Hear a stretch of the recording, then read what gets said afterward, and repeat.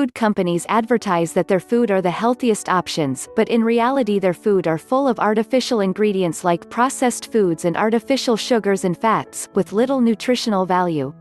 Before you buy these products, you must scrutinize carefully the harmful ingredients that they put on their foods. The best health foods are those that are organic and natural. Keto and low-carb diets seem to be the trend these days. Plant-based products and high-protein snacks are also in. Here are some of the best bets to eat super healthy, especially during these uncertain coronavirus quarantine days.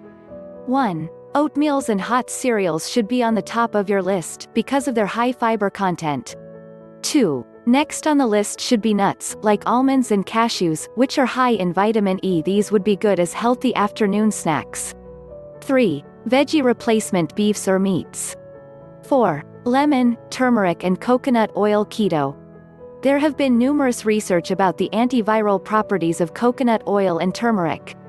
Perfect during quarantine. 5. Cleansing collagen products with apple cider vinegar. 6. Whole grain or whole wheat bread. 7. Eat whole fruits instead of fruit juices because of their dangerous high fructose content.